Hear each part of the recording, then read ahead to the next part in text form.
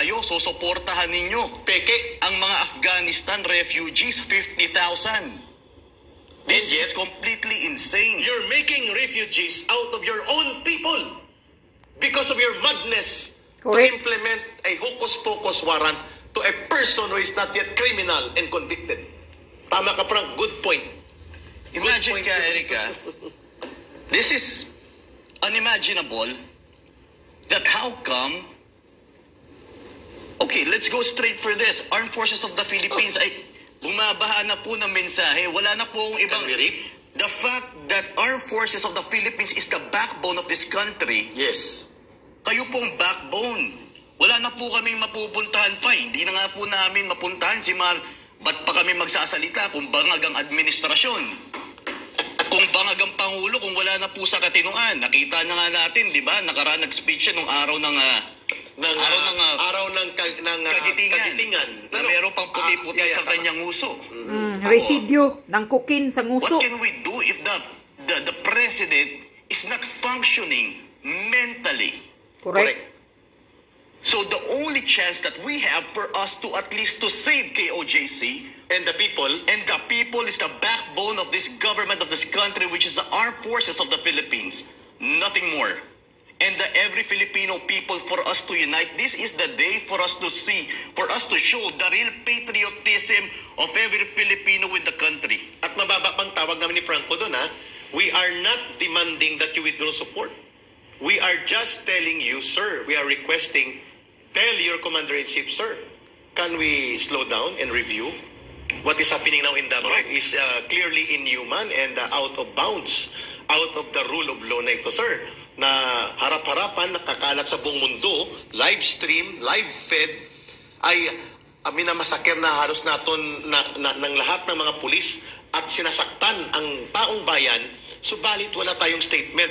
Not a single statement was heard. Nagsabi pa kahapon si former Supreme Court Chief Justice, paano naging Chief Justice ito si Lucas Bersamin. Sabi niya, that's normal in the procedure of rule of law.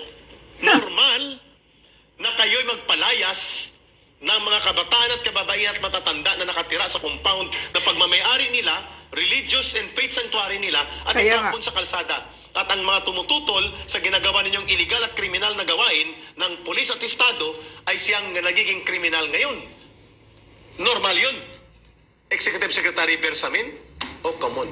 Nakakahiya kang naging Supreme Court Chief Justice. That's why, Eric. Normal sa pagdila niya ng puwet ni Bangag para kay Bersaming matanda. Kung bagong utak, ipatigil ng Pangulo yan. Then praise be to God. No, because it's God's will. Kung biglang ipatigil, kasi ang may so far, the only one who can really change right away to stop this is the President. Siya lang talaga. Si Marcos, right away, magkaroon siya ng malinaw na pahayag. 1 minute lang. Itigil niyo yan, Tore. Yawak ka. Itigil mo yan, umalis ka dyan, tanggalin mo na yung kahibangan mo. Yes. At wala si pastor dyan. 4 na araw, maglilimang araw ka na dyan, wala ka pa nakikita, bobo ka. Hanapin umalis ka dyan. Hanapin nyo. Pwede ganun. Diba? Tama. At gitawagan niya si Abalos. Abalos, ano yan? Nakakahiya na tayo sa buong mundo. Yun ang binabanggit ni Frank. The ultimate accountability and responsibility of all this madness is with Marcos. And the ultimate and primary solution to stop all this madness ng gobyerno niya sa kanya din. Kasi siya lang makakapigil. Correct. Napakadali. Sabihin lang naman ng Abalos, stop it. Let's review. Sabihin lang naman ni Marcos Jr., unutil ka talaga. Marbil Tore. Kayo, magsasabi pa kayo, may lead pa kayo. Nandyan si Pastor. Ay, tanga-tanga pala ninyo eh. Kung di ba naman kayo bugok, nagdala pa kayo ng higit sa 3,000 at nagpapadala pa kayo ng marami pa. Meron pang mga kano. And may mga Amerikano pa. May mga Amerikano dyan, nakikita, nahuhuli. Ginagamit dito, imbis na para sa pagkain ng mamamayan at pag-aaral ng kabataan at gamot ng mga may sakit na Pilipino, ginagastos ninyo sa kawalangian at kabalasubas at berdugong aksyon na ginagawa ninyo. Kaya nga ito, bumabaha na ng messages sa atin, AFP, please protect the people. Armed Force of the Philippines. Maawa na po kayo. Armed Force of the Philippines. Kaya ako nananawagan lang ako, Eric. Yes, go ahead. Kahit sa simpleng tulong lang na pumunta sila, literal, doon, naka-uniforme man. Kahit hindi kayo naka-uniform, kahit takot po, kahit hindi ayaw nyo po ipakita na AFP po kayo, magbigay kayo ng suporta, ibigay nyo yung pagkain, ibigay nyo yung tubig, bigyan nyo naman ng konting, at least malaking tulong po yung presensya na meron Correct. po tayo mula sa ating pamahalaan na nakikiisa sa bawat mga taong inaapi ng ating gobyerno dahil iyon ang isa sa mga bagay na nakakapag-boost ng kanilang moral. Exactly. At Frank, may pumasok na naman na message.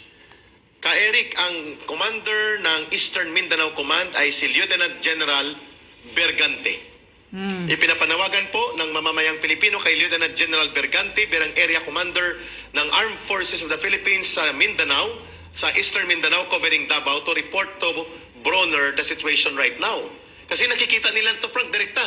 Sabi mo nga, and I know it, I've been there, less than 4 kilometers lang po itong distansya. Lapit lang Kaya ng sa Ismin headquarters. Coblaan. Make a report po, please. May please ito, Make a report po, please.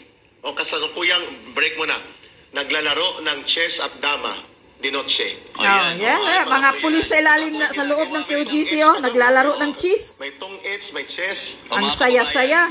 Let's witness how the Philippine National Police protecting the people through chess. Real time ito, real time. Yeah. Real time. Ayan po yung ginagawa nila. Move the horse, move the horse. Tingnan nyo, kung mga habang ang mga demonyo. POJC ay nasa labas ng init, walang makain, walang tubig, kayo sitting pretty kayo, naglalaro pa kayo ng chess. Mga walang awa talaga sila. Terrible. Ito po ang pinapasweldo at ginagastusan ngayon ng milyon-milyon, hundreds of the millions of people's money. Naglalaro ng chess sa illegal na pag-ukupa sa compound ng Kingdom of Jesus Christ habang inaantay ang bulldozer at bako para wasakin ang paralan sa loob ng compound. So, palakpakan ang mga polis ni Marcos na naging berdugo. Ganyan na po sila. Tapos matitake nyo po ba, mga kababayan, na ang mga manggagawa po na kanilang pinalabas ay nasa gitna ng init, wala na pong maistayan, tapos sila yung nag-okupa. Hindi lang yan ka, Eric, may mga bahay na inukupa rin nila. Sa loob. Sila yung yung hangar napakaayos, pati ang pinakamasaklap dito, yung cathedral na natatanging lugar ng mga senior citizen, na mga ginagamot. Yan, Klinos na nila, binabaklas Eric, yung mga pumasok. carpet. Yung cathedral ka na ng pinaka-worship center. Yung worship center doon. Na Tingnan nyo. doon nag-stay yung ating mga senior citizens. Ay, tama. Diyan ko nakita na nire-revive si Manong Edwin.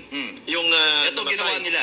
Hinarangan na nila kung Baliw. sino pumasok, huhulihin nila. Baliw. Ganyan ang ginawa nila, pinalabas nila yung, syempre may mga oxygen, nakadextrose pa yung iba eh. So saan sila ngayon? Wala, hindi na natin alam kaya. Kasi walang nakakapasok na. Wala na. Even the Davao City Government 911, hindi na po. Kaya po, ito, dagdag na panawagan Kanina pinanawagan namin ni Brother Franca, Ched, and DepEd.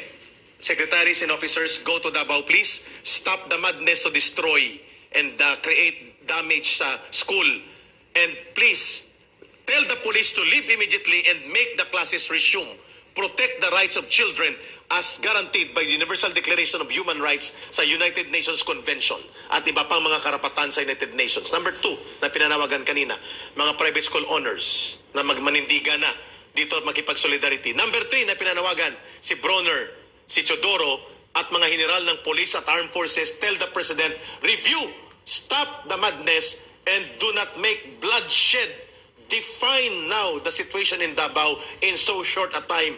Ibalik ang kuryente at tubig, ibalik sa loob ang tunay na dapat na sa loob na nagmamay-ari nito ang Kingdom of Jesus Christ. Fourth na panawagan ngayon ng mga taong bayan, mga kababayan, dahil sa nagaganap na ito, we are calling on the Philippine and the International Red Cross.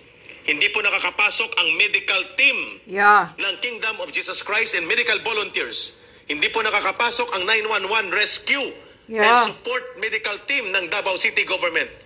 Senator Gordon, former Senator Gordon, kayo po ay nagpapakilalang Philippine National Red Cross. Naku, huwag nyo nang asahan yan. Baboy na yan. Kay Ginoong Duterte, kay former President Duterte, regardless po of your differences kay Pastor Kibuloy, ito ay humanitarian crisis right now. Correct. There is a systematic internal refugee and internally displaced people created by the machinery of Marcos using the police forces of the Philippine government. Please come to Davao and make the Philippine Red Cross and International Red Cross representatives check kung ano nang nangyayari sa mga pasyente, matatanda at bata at mahigit 100 na nasaktan sa pagpapamamalo, pananakit at pangtitirgas na ginawa ng mga pulis sa Davao. Please, Philippine National Red Cross and International Red Cross in the country, we are calling on you. At sa mga nanonood ngayon, tulungan nyo kaming pumunta sila sa Davao. Diyos ko po, daming mga Alam mo, casualties, ako, mga halimbawa, wounded, oh. even nasa corporal ka lang na level, even private ka lang, sundalo, kung ikaw ay nagmamahal, it doesn't need for you to become it doesn't need for you to become a general for you to show that you really love this country, that you're willing to die for this country. Yeah. Kahit private ka lang, kahit corporal ka lang, kahit sergeant, sargento ka. Pero kung ikaw nakita mo, you can be part of that at least to help. Humanitarian. To ease up the tension, yeah. Humanitarian, to ease up the tension, to give water, to give food. At least, that is a big help that we are seeing someone from the government who are at least have the heart of a real Filipino. Naturingan pa naman po namin kayo ng mga bayani. Especially kapulisan, ang ating kasundaluhan, sila po ang ating mga bayani. Ngayon po ba, tama po bang tawagin ang Philippine National Police na bayani? Kasi pag bayani ka, Eric, ipinaglalaban mo yung mga Pilipino. Para Correct. sa tama. Para sa tama, hindi mo masisikmura na nangyayari na yan, malapit lang sa inyong kampo, nagkakamatayan na, bumubuhos na yung video ng pangharas ng kapulisan, tapos nasisikmura mo lang yun, Eric. Security forces. Yan, si Lolo. Andyan ka sa security force. Grabe, oh. Tapos sisikmurain mo lang yung ganito, wala kang gagawin. Dahil ba sa chain of command, okay, wala ko eh. Kasi sabi ng bossing namin, shut up daw kami. Hayaan lang daw po namin. Nako po. Nakakalungkot at nakakadurog ng puso. I cannot find words anymore to describe the brutality and the senseless use of excessive state violence, perpetration of state terrorism, Correct. and state fascism Brutal. ng gobyerno ni Marcos. Never imagine ko. Wala akong nakita o naalala, Brother Franco, mga kababayan, na ginawa ng tatay niya kahit sa gitna ng martial law ng tatay niya na nilusob ang mga compound ng reliyosong grupo o Kaya nga. simbahan man o mga religious compound. The way it is now being done in Davao against Kingdom of Jesus Christ. Kaya tinatawag namin ito, the rape of Davao and the rape of KOJC or Kingdom of Jesus Christ by Marcos Jr. That is the historical account na nangyari din yan sa China noong panahon ng World War II nang ginahasa din ng Hapon ang mamamayang Chino sa Manchuria at sa Nanking at iba pang maraming lugar sa China. Exactly what we are witnessing right now, ang gobyerno ni Marcos ay gumagahasa sa kanyang sariling mamamayan sa karapatan at kalayaan in terms of freedom and welfare and protection of the rights, mga kababayan. Yes, kaya patuloy pa rin ang ating panawagan sa ating kapulisan. Naririnig naman tayo dyan. Oh, kumakalat ito, Frank. Nire-record nila ito. Yes. Kaya sa may mga puso po dyan, mag-withdraw po tayo ng suporta. Correct. Ipakita po natin na totoo po ang ating profesyon na pagiging pulis. Dahil later on, di po natin alam kung ano mangyayari sa organisasyon ninyo. Kung Baka sa pamilya kasi kung nila ganitong uri ng organisasyon, later on, mabubuwag to. Yeah. Kung ganyang klaseng pamumuno, mabubuwag yan. Pwede. Dahil kung ganyang uri ng pulis na pala ang mayroon ng Pilipino, di na natin kailangan ng pulis. Yeah, Correct. At nananawagan din po ang taong bayan sa mga retired generals. When you are so brave to stand against corruption, the which we appreciate, against the Marcos government monumental corruption sa mga flood control, PhilHealth na ninanakaw nila, please, we are also calling in behalf of the Filipino people to be in solidarity to tell Marcos Jr. Mabuti nagsalita si Major General Pokis. Yeah. Major General Orlando De Leon. Yes. They're speaking up and we're calling, and I think retired Director General of NICA and Major General din, Alex Paul Monteagudo, may mga posts na sinishare niya ito. Yes. So it means he's in solidarity sa panawagan nito na sobra-sobra na ito ang nagaganap sa kababayan nating mga Pilipino sa Kingdom of Jesus Christ. Kaya we're calling on retired generals, please, tell this Marcos, you have been part of the security sector services. You have served this country with all your strength, with all your knowledge, with all your energy, with all your life. You have the right to tell this Marcos Jr. to stop this madness now of the rape of Davao and the rape of Kingdom of Jesus Christ. Review, stop, and vacate immediately. At huwag nyo na pong antayin na mananaig silang wasakin ng paaralan sa loob ng compound. Ngayon po, pinalayas na nila ang mga missionary workers and church workers, kabataan, matatanda, kababaihan. Ang hospital and health center makeshift na Davao Cathedral ng Kingdom of Jesus Christ, binarikadahan na. Sinira na nilang altar at pulpito doon at wala na po makakapasok. Tubig at kuryente, putol na po. Nasaan na po ang mamamayang Pilipino? We're not asking you to go to EDSA. We're asking you, even in online, tell the President Marcos Jr.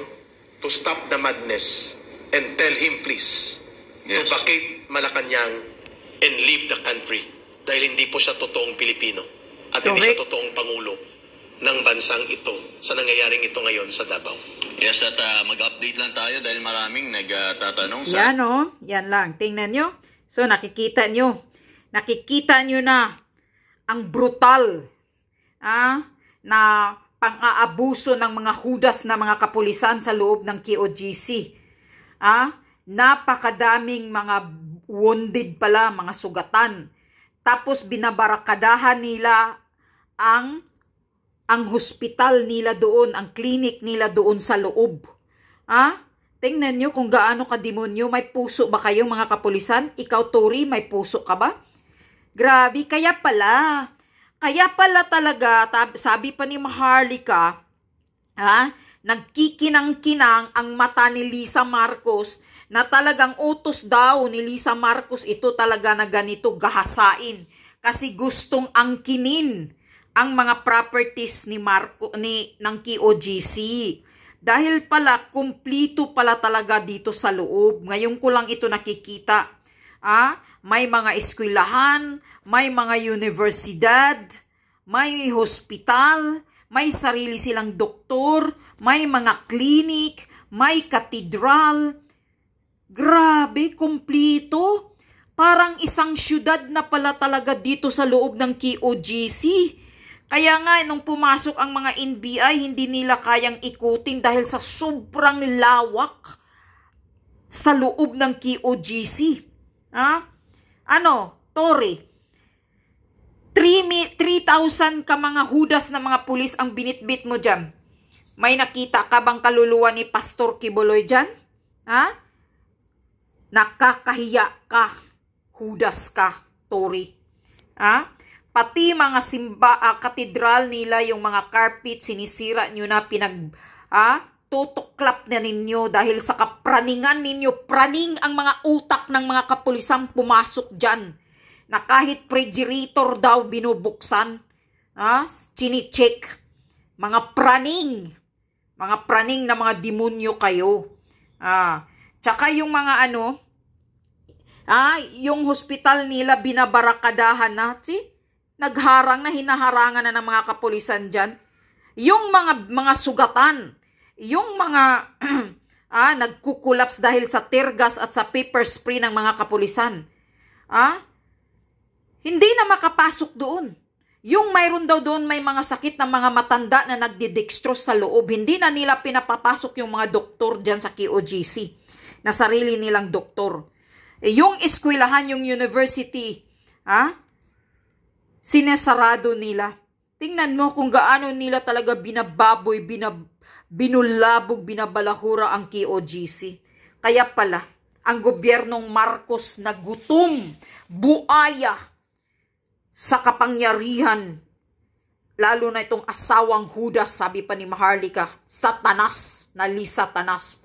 Yan daw ang may utos na gaganyanin ang KOGC dahil nga nagplano na kamkamin ang properties ng KOGC. Yan, last year pa yan pinasabog ni Maharlika galing sa informer niya. Kasi kumplito pala talaga dito, ala palasyo pala talaga sa loob. Parang syudad kumplito, andyan na lahat sa loob ng KOGC. Grabe. Napakaganda pala talaga sa loob ng KOGC. Disiplinado ang mga membro, mga misyonaryo. Diyan mo nakikita.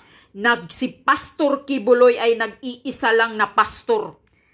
Pero dahil walang korupsyon, walang mga pinapaniga na mali, Sinisiksik niya sa utak ng mga membro ang kabutihan. Sinisiksik niya sa puso ng mga membro ng mga taong na bago ni Pastor Kibuloy ang Diyos. Kaya lahat ng tao dito ay mga mababait, masunurin. Tapos ginaganyan nyo lang, mga Judas. Sugo ng isang Judas Istas Barabas na demonyong gobyerno. Walang hiya, nakakahiya ka.